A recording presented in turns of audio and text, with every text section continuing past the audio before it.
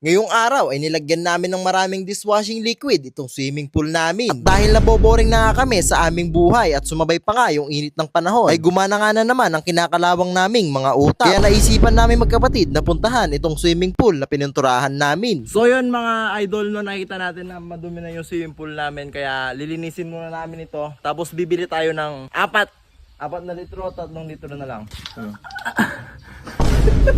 Ilang litro lalagay natin na sabon? 3 litro? Linisin muna natin. At dahil ilang araw nga na hindi namin nagamit itong swimming pool namin, nagkaroon na nga ito ng mga mantsa ng kalawang galing sa tubig. Kaya no choice nga kami mga idol kundi linisin itong swimming pool namin. Ito lang talaga mga idol ang pangit sa pininturahan nating swimming pool. Dahil ang lumalabas nga sa tubig nito ay mayroong kalawang. At pag hindi nga natuyo ng maayos itong swimming pool, ay nagkakaroon ito ng mantsa dahil sa kalawang. At pag naliligo kami dito mga idol ay hindi kami gumagamit ng puting mga damit. Dahil sigurado kapag umahon kami sa tubig ay kulay dilaw na ang damit namin. Kung napapansin nyo nga mga idol ay iba ang voiceover natin. Dahil nga marami ako nabasa sa comment section na nakakarindi daw at sobrang sakit sa tenga ng voiceover namin. Meron pa nga kaming nabasa na pinapanood daw yung video namin ng walang volume. Masakit mang isipin mga idol pero kailangan namin itong tanggapin. Dahil totoo naman talaga na nakakarindi at nakakainis yung voiceover namin. At pagkatapos nga naming malinis itong swimming pool namin ay nagready na nga kami ni Chris Brown para nga bumili ng dishwashing liquid. Balak nga sana namin gamitin yung dishwashing liquid dito sa bahay. Pero mas pinili nga namin bumili dahil nga kapag ginamit namin yun ay siguradong wala na kami tutuluyan na tahanan. Kaya nagdala na nga lang kami dito ng batid ko ng bote na lalagyan ng sabon na bibilhin namin. Mas okay nga ito kaysa naman yung damit namin yung ipadala ng nanay namin. Balak nga sana namin 5 litro yung bibilhin naming dishwashing liquid. Ngunit kulang pala yung perang dala namin. At paglabas nga namin sa tindahan ay meron kaming nakitang followers namin. Nakakatuwa lang isipin dahil merong gustong magpa-picture sa siraulong tulad namin. At bago nga kami umuwi ng kapatid ko ay nagmerienda muna kami dito ng tinolang chicken skin.